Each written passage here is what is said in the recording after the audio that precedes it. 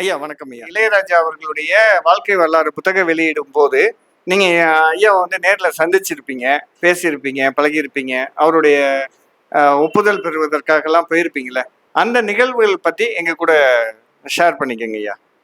கண்டிப்பா.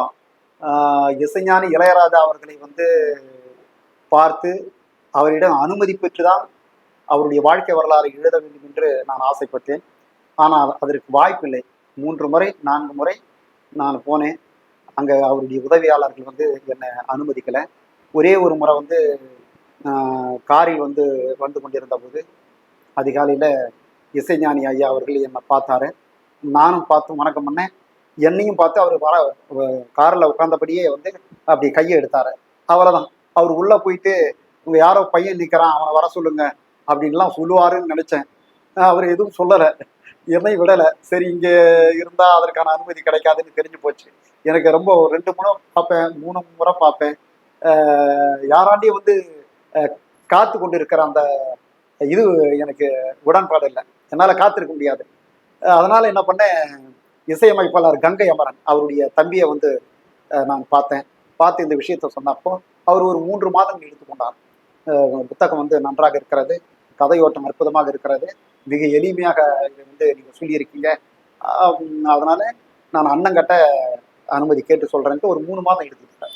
ஒரு 3 மாதம் பிறகு ஒரு முறை கைபேசியில் தொடர்பு கொண்டு அண்ணங்கிட்ட நான் கேட்டேம்மா, வாமா போமான்னு தான் பேசுவார், அப்புறம் கண்ணான்னு பேசுவார். கேட்டம்மா, அண்ணன் இளையராஜா இதிகாசம் இருக்குது, அப்படி வரவானா, என் பேர் மேலே அட்டை படத்தில் பரவானா, கொஞ்சம் மறைமுகமும் வந்தால் பரவாயில்ல, சரியாக பார்த்து அனுமதி கொடு, வேற எதனா இடப்படமாக எழுதிட போகிறாங்க அப்படின்ற மாதிரி அண்ணன் சொன்னாங்க. நான் பார்த்துட்டேன்னா சரியாக தான் இருக்குது அப்படின்னு நான் சொன்னேன். சரி அப்படின்னு ஒத்துக்கிட்டாரு அப்படின்னு சொன்ன பிறகு நான் அதை புத்தக வடிவமைப்பாக கொண்டுட்டு வந்தேன். அதை கொண்டு வந்த பிறகு அதனுடைய வெளியீட்டு விழா சென்னையில் நடந்தது. அதை தான் இசையமைப்பாளர் கங்கை அமரனே வெளியிட்டாரு. ஆனாலும் கூட ஐயா இந்த புத்தகம் பரவலாக பத்திரிகைகள் எல்லாம் விளம்பரம் வந்தது, மதிப்புரை வந்தது, இதெல்லாம் பார்த்து பலர் வாங்கினாங்க. அதில் வாங்கின வரிசைகளை ஐயா நல்லி குப்புசாமி அவர்களும், பத்மஸ்ரீ நல்லி குப்புசாமி ஐயா அவர்களும் வாங்கினாங்க. அவங்க என்ன பண்ணாங்க, இந்த புத்தகம் எனக்கு வேணுமேன்ட்டு ஒரு முறை கைபேசியில் பண்ணாங்க. நான் கொடுக்குறேங்க ஐயா அப்படின்ட்டு. எங்க இருக்கிறீங்கன்னு கேட்டாங்க. சென்னையில் இருக்கிறேன்னு. அப்படியா இருந்தால் நேரில் வாங்கல அப்படின்னு சொன்னாரு. நான் உடனே போனேன். போன உடனே சரி ஐயாவுக்கு கொடுத்துட்டீங்களா அப்படின்னாரு. அதான் ஐயான்னா இசைஞானி தான் சொன்னாரு. கொடுத்துட்டு இல்லைங்க ஐயா, அந்த வாய்ப்பு இல்லை, என்ன அனுமதிக்கலன்னு. அப்படியா, நீங்க கொடுத்துருப்பீங்கன்னு தான் நினைச்சேன். இவ்வளவு பெரிய வேலை செய்து, இவ்வளவு பெரிய அற்புதமான காரியத்தை செய்துட்டு நீங்க ஒண்ணுமே அவராண்ட போயிட்டு சேர்க்காம இருக்கீங்களே அப்படின்னு யாருக்கோ ஒருத்தருக்கு கைபேசி தொடர்பு கொண்டாரு. அப்புறம் கொஞ்ச நேரம் பொறுத்து சரி தம்பி நீங்கள் பார்க்கலாம் அப்படின்னு சொன்னார். நான் வந்துட்டேன். எனக்கு பொன்னாடையெல்லாம் போட்டு கௌரவப்படுத்தினார். அப்புறம் மறுநாள் அவரான்றது கைபேசி தொடர்பு வந்தது, தொடர்பு கொண்டார். இது மாதிரி இன்னைக்கு மாலை 4:30 மணிக்கு இசைஞானி நமக்கு பார்க்க சொல்லி அனுமதி கொடுத்துருக்காரு, அதனால் நீங்கள் என்னுடைய தீநகர் கடைக்கு வந்துடுங்க அப்படின்னு சொன்னார். அதே மாதிரி போனோம். தயாரிப்பாளர், திரைப்பட தயாரிப்பாளர் மாணிக்கம் நாராயணன் அவர்களும் வந்திருந்தாரு. நாங்கள் போயிட்டு ஒரு அரை மணி நேரம் காத்துக்கிட்டு இருந்தோம். இசைஞானி அவர்கள் வர்றதுக்கு முன்னே ஐயா அவர்களுக்கு மாணிக்க நாராயணன் அவர்களுக்கு என்னுடைய அந்த ஒரு கிராமத்து ராஜா என்ற அந்த புத்தகத்தை வழங்கினேன். பக்கத்தில் நம்ம நல்லி குப்புசாமி ஐயா இருந்தாங்க. யோகா அவர்கள் படம் எடுத்தாங்க. அதற்குள்ள அவர் வந்துட்டாரு. வந்த உடனே ஐயாவுடைய மிகப்பெரிய ரசிகர் நல்லி குப்புசாமி ஐயா அவர்கள், அவரு சாஷ்டாங்கமா காலில் விழுந்து வணங்கினாரு. வணங்கிட்ட உடனே ஐயா காலில் விழுந்து வணங்கி ஆசீர்வாதம் வாங்கிப்பான்னு என்ன சொன்னாரு. நானும் அப்படியே விழுந்து ஆசீர்வாதம் வாங்கிட்டேன். இசைஞானி ஐயா அவர்கள் என்ன தலையில கை வச்சு வாழ்த்தினார். நான் ஏற்கனவே கூட சில நேரத்துல படிச்சிருக்கேன், கேள்விப்பட்டிருக்கேன், அவர் யாரையும் தொட மாட்டாருன்ற மாதிரி சொன்னாங்க. அப்படியெல்லாம் இல்லை, என்னை தொட்டு ஆசீர்வாதம் பண்ணாரு. அதன் பிறகு நல்லி குப்புசாமி ஐயா அவர்கள், தம்பி ஐயா புத்தகம் கொடுத்து போட்டோ எடுத்துக்கோ அப்படின்னாரு. நான் போட்டோ எடுக்கிறதுக்கு புத்தகத்தை எடுத்துக்கிட்டு நெருங்கினேன். இசைஞானி ஐயா அவர்கள் உடனே என்ன சொன்னாரு, ஐயா நல்லி சார் போட்டோலாம் வேணாம், நான் போட்டோ எடுத்தேன்னா இந்த புத்தகத்தை எல்லாம் படிச்சுட்டு நான் ஒத்துக்கிட்டேன், இந்த கருத்தெல்லாம் நான் ஏத்துக்கிட்டதா மக்கள் நினைப்பாங்க, அதனால போட்டோ மட்டும் வேணாம் அப்படின்னு சொல்லிட்டாரு. அப்புறம் நான் உடனே என்ன, அந்த புத்தகம் வச்சுக்கிட்டு தானே போட்டோ எடுக்கக்கூடாது, புத்தகம் எல்லாமே போட்டோ எடுத்துக்கலாம் ஐயா அப்படின்னு கேட்டேன். அவர் என்ன ஒரு மாதிரியா முறைச்சாரு. சரின்ட்டு நான் பக்கத்துல ஒரு 20 அடி தூரத்துல வந்து நின்ட்டேன். அவங்களுக்கு நான் சிரமம் கொடுக்கல, நின்ட்டேன். அதன் பிறகு வந்து நல்லியாராண்டா மறுபடியும் சொன்னாரு, இவரை பத்தி எனக்கு எந்த ஒரு வருத்தமும் இல்லை, இவரு எழுதுறது அவருடைய உரிமை, அவர் இஷ்டத்துக்கு அவர் எழுதியிருக்கிறாரு என்ன, அதை நான் வேணாம்னு சொல்லலை, அது கூடாதுன்னு சொல்லலை, ஆனா போட்டா மட்டும் வேணாம் நல்லி சார் அப்படின்னு மறுபடியும் சொன்னாரு. அப்புறம் நாங்க பார்த்துட்டோம், என்னையே அவர் பார்த்துக்கிட்டு இருந்தாரு. சரி, நடுவில் புகைப்படம் இவ்வளவு நடந்தது, புகைப்படம் எடுக்காம அனுப்புறாருன்ட்டு எனக்கு சின்ன வருத்தம். என்னையே பார்த்துக்கிட்டு இருந்தாரு, நான் அவரையும் கூச்சம் இல்லாம பார்த்துக்கிட்டே இருந்தேன். சரி, அப்பயாகிலும் வந்து போட்டோ எடுக்க கூப்பிடுவார் அப்படின்னு நினைச்சிட்டு இருந்தேன். ஆனா கடைசி வரைக்கும் கூப்பிடல. ஆனா என்னையே, நான் கார்ல ஏறுற வரைக்கும் என்னையே பார்த்தாரு. நாங்க வெளியே வர வரைக்கும் என்னை பார்த்துக்கிட்டு இருந்து அவருடைய மாடியில ஏறினாரு. சரின்னு வந்துட்டோம். இதோட இசைஞானி அவர்கள் சந்திப்புன்றது இதோட முடிஞ்சது.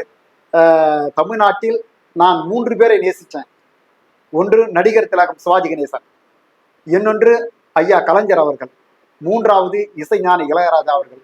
இந்த 3 பேரையும் என் வாழ்க்கையில் நேரில் நான் பார்த்து சந்தித்தேன் என்பது எனக்கு ஒரு பெருமையான விஷயமா நான் நினைக்கிறேன். அந்த வகையில வந்து இசைஞானி அவர்களை நான் வந்து சந்திச்சது, அவர் புகைப்படம் எடுக்க மறுத்துட்டா கூட பரவாயில்ல, நான் அந்த நேரத்தில் கொஞ்சம் வருத்தமா இருந்தது ஒழிய, நான் அதன் பிறகு வந்து அவருடைய இயல்பை நான் தெரிஞ்சுக்கிட்டேன். அவருடைய புத்தகங்கள்லாம் படிச்சுட்டு அவரை பத்தி தெரிஞ்சுக்கிட்டேன். எனக்கு பெருசா ஒரு பெரிய குறையா இல்லை. அனுமதிச்சு அவரை வாழ்த்தினாரு, அதற்கே நான் வந்து சந்தோஷப்படுறேன், அவருக்கு நன்றி சொல்றேன். வேதனையாக இருக்கிறது, நான் நேசிக்கக்கூடிய வைரமுத்து எந்த ஒரு கவிஞருக்கும் வந்து ஒரு 3 முறை அறிவுரை கொடுத்துருப்பாரான்னு சொல்ல முடியாது. ஏன் புத்தகங்களுக்கும் வந்து அணிதுரை கொடுத்தாரு. ரொம்ப அற்புதமா வந்து என்னை பாராட்டி அணிதுரை கொடுத்திருக்காரு. எந்த ஒரு வேலையும் வந்து மிக அழகா நேர்த்தியா செய்யணுங்கிறத நம்ம அவரால் தான் கத்துக்கணும். அதுக்கு வந்து என்னுடைய குருநாதர் மாதிரி அன்பிற்குரிய அண்ணன் வைரமுத்து அவர்கள், அத்தகைய ஒரு மனிதர் வந்து அவரை வளர்த்து விட்ட, யாரையும் விமர்சனம் பண்ணா பரவாயில்ல, வேற யாரு கூட விமர்சனம் பண்ணலாம், ஆனா அண்ணன் வைரமுத்து அவர்கள் இசைஞானி இளையராஜா வந்து விமர்சனம் செய்யக்கூடாது. ஏனென்றால் இவருடைய வாழ்க்கையை உயர்த்தி இன்றைக்கு வாழுகிற அரண்மனைக்கு வழிகாட்டியவர் இசைஞானி இளையராஜா என்பதை அவராலேயும் இருக்க முடியாது. அவரே ஒரு இடத்தில் சொல்கிறார், இசைஞானியே என் 2ஆம் வாழ்க்கையை தொடங்கி வைத்தவனே என்று கூறுகிறார் வைரமுத்து அவர்கள். அந்த தொடங்கி வைத்தவரை நீ தேவையில்லாத இடங்கள்லாம், தொடர்பே இல்லாத இடங்கள்லாம் விமர்சனம் பண்ணிக்கிட்டே இருக்கிற, அவர் பாட்டுக்கு அமைதியா இருக்காரு. அப்பாகிற உனக்கு வந்து ஒரு ஒரு அவமானம் வரணும்ல, ஒரு பதில் கொடுத்தா நீ பதில் கொடுக்குறான், பதிலே கொடுக்காத ஒரு மலையை பார்த்து நீ பாட்டுக்கு குறைச்சிட்டு இருக்க, இதுக்கு என்ன காரணம்? ஏன்னா தொடர்ந்து அவருடைய எதிர்ப்பாளர்கள் எல்லாம் இவர் வந்து திரட்டி விமர்சனம் செய்வதிலேயே, அவதூறு பரப்புவதிலேயே குறிக்கோள் கொண்டிருக்கின்றார். அந்த கூட்டங்களுக்கெல்லாம் இவர்தான் தலைமை தாங்குகிறார் என்பதை மிக வேதனையோடு வேறு வழி இல்லாமல் நான் இந்த இடத்தில் பதிவு செய்ய கடமைப்பட்டிருக்கிறேன். ஐயா, இப்ப இந்தியாவின் பீத்தோவன் அப்படின்னு சொல்லிட்டு இளையராஜா ஐயா சொல்றாங்க. அவர் வந்து ஒரு குறிப்பிட்ட சமூகத்தினர் இவர் வந்து எங்களுக்கு மட்டுமே உரியவர்னு சொல்றாங்களே, அதை பத்தி உங்களுடைய கருத்து என்ன? ரொம்ப ரொம்ப மிகப்பெரிய தப்பு இது. சாதிய வன்முறைன்னு சொல்றாங்க இல்லையா, அது மாதிரியான ஒரு வன்முறை இது. அந்த மனிதர் நாடு, மொழி, மதம், சாதி இவைகளுக்கெல்லாம் அப்பாற்பட்ட ஒரு மனிதர் தான் இசைஞானி இளையராஜா. அவர் வந்து எங்கேயும் வந்து சாதியை பார்த்ததே கிடையாது. எல்லா சமுதாய மக்களும் தன்னுடைய மக்களாக கருதக்கூடியவர். திறமையாளர்கள் யாராக இருந்தாலும் அவர்களுக்கு மதிப்பளிக்கக்கூடியவர். அந்த வகையில தான் அண்ணன் வைரமுத்து அவர்களுக்கும் அவர் தொடர்ந்து வாய்ப்பு கொடுத்தாருன்ட்டு நம்ம திரையுலக வரலாறுலாம் சொல்லுது, அதுல இருக்கிறவங்க எல்லாம் சொல்லி இருக்கிறாங்க. அப்படி வந்து திறமையை பார்த்து பார்த்து அனைவருக்கும் வாய்ப்பு அளித்தவர். அவருக்கு அதெல்லாம் கிடையாது.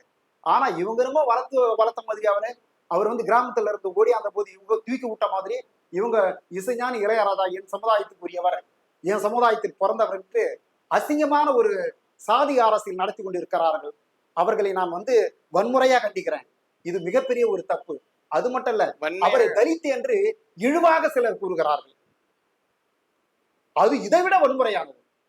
அதாவது அவர் தலித் என்று இழிவுபடுத்தும் நோக்கத்தோடு கூறுகிறார்கள். யாரு? அவரை விட மிகப்பெரியவரா, மிக உயர்ந்த ஜாதியா நினைக்கக்கூடிய மக்கள் இப்படி சொல்றாங்க. இது அதை விட மிகப்பெரிய வன்முறை, மிகப்பெரிய வந்து கண்டிக்கத்தக்கது. அதுதான், அதை தான் நான் சொன்னேன். பீத்தோவான் புசாட்டெல்லாம் வந்து இளையராஜாவோட ஒப்பிடக்கூடாது. இவர் கடந்த பாதை ஒரு ரத்த வரலாறு. ஒரு ஒரு சமத்துவம் பூசிய தேசத்தில் ஒரு ஏழை முன்னேறுவது என்பது எளிதல்ல. அவனுடைய வாழ்க்கை வரலாறு என்பது ரத்த வரலாறு.